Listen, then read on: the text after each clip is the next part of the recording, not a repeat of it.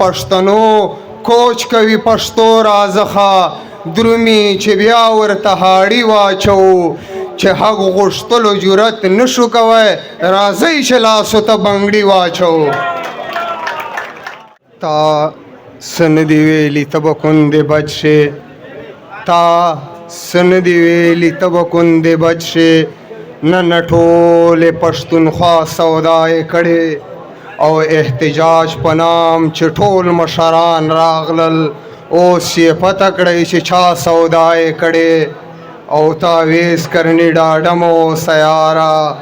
نن زما سبا دستا سودا یې کړې راغلو ښاغلو مېلمنو شاعرانو صاحبانو د پیتاوي کلي ننګیالو غیرتیانو پښتنو السلام علیکم د ماجد ایاز ته او اسامه رحمان ته د نوي ژوند ډېر ډېر مبارکباد وایو او جانزیب خان او شازیب ګلو د ډېر داد ورکو چې دا پروګرام یې جوړ کړ چې دو محنت و چې محمد شیرخیل صاحب راغلی نه ده چې مصروفیاتو په وجې هغو او ادریس ګل دو ډېر محنت و نو په دې په وجې دا مشاعره جوړه سلله او تاسو یو شعر ده چې د قدر حق لري مجذوب دی که افګار دی که درد کنی شاعر ته به څوک څه ورکړي واوانه بغیر نو شاعرانو ته پکار دا ده چې ټانک نه شاعران راغلي دي ډېر لرې لرې نه اجاز احمد اجاز صاحب د شیخ خولې نه راغله د غره کونې نه نو پکار دا ده چې شاعرانو ته داد ورکو نو ډېره مهرباني به ډېره شکریه یو څو شعرونه چې ما زعفرانه چې ما انتخاب به لکه ستا په شانتې کښلی نه وي خو په کردار باندې به ستا له یاره ډېر کښلی وي او چې بې پیسو در سر وفا او هم خلوص کوي په دې ګردي هیواد کې داسې به کم تیر کښلی وي او چې خاموشي در له هر یو سوال جواب درکړي اویس کرنی ما په نظر کې عادلیر کښلی وي چې خاموشي در له هر یو سوال جواب درکړي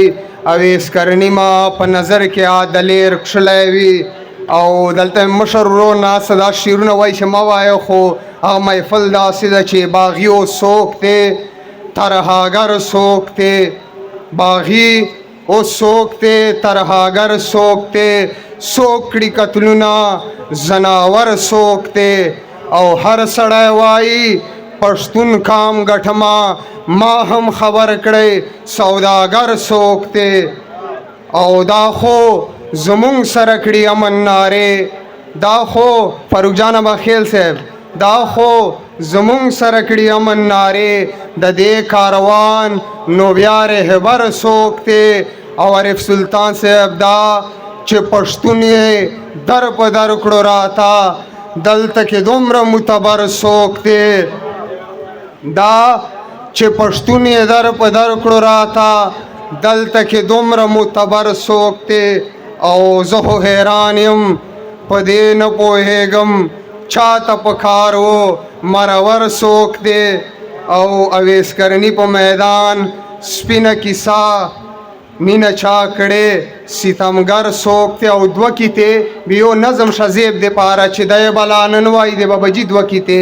دی بلا نن وایي چې ما په تندي پوه شو ساکي ما پرونی خلکو ته ویلي دي چې لوی شو ساکي او چې دل سوزي د ما په حال باندې زرن وکړه بل دی چې څوک خپلوي سړی مې زوی شو ساکي او جام ته مې وږي در کتل په نظر کړی مې په ما دې نه لورېدو شکر دی چې توی شو ساکي جام ته مې وږي در کتل په نظر کړی مې په ما دې نه لورېدو شکر دی چې توی شو ساکي او زمونږ د ستړو امیدونو کاروان څه په ماټه ماټه رفتار کوي جام سره مخ واړوي تیر شي ساکي لمانه وجبې نه که خار کوي خدای مو دې وار د سکلو زر راولي کني څوک په دومره وار کوي او د شازیب دپاره نظم چې پښتنو تاسو باندې بیا څه وشول دنګې شملې مو خړبخونې شولې مونږ سره داسې کېږي دا څه وشول چې ژوندون لارې مو ازغنې شولې پښتنو کوچ کوي پښتو رازخه درومي چې بیا ورته هاړي واچو چې حق غوښتلو جرأت نشو کوی راځئ چې لاسو ته بنګړي واچو پښتنو کوچ کوي پښتو رازخه درومي چې بیا ورته هاړي واچو چې حق غوښتلو جرأت نشو کوی راځئ چې لاسو ته بنګړي واچو ځکه چې پلار په منډې ته نه درومې خپلې حجرې پورې تر وره نه درومې له خپل بابا دې اورېدلي نه دي چې تا نیکه ډېر ننګیالی غوندې و نوره څوک داسې جنګېدلي نه دي لکه چې دی شینکی مزری غوندې و نن تا او ما چې چینګه خوله پاتې یو دا د ملګرو له هر څه پاتې یو چې رڼا کېږي پرې د هجر تیارې داسې اخلاص په تا او ما کې نسته پښتنه نه راخلي تورې تیارې دغه جذبات ټولې دنیا کې نسته او ځکه خدا سې په ارمان راړي تل چې کونډیانو نکم خان راړي او آزاد صاحب که اجازت یې څو شعرونه نور ووایم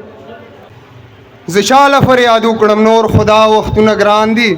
د ستا حکمرانی کې زما وږي ماشومان دي او په 100 روپۍ د سلوري بازار کې جنګولي دي بیا هم دا کمکلان دي په پولیس راته نیولي دي څوک جیل ته لاړل څوک په مقبرې کې فرتغلي دي چې پاتې کوم کسان شول مفروران شول غره ته تللي دي ټیم نسته د مشران شاعران ناست دي د نظم په جي باندې پاتې ده نو شاعران ډېر ناست دي بې ادبي دې معافي والسلام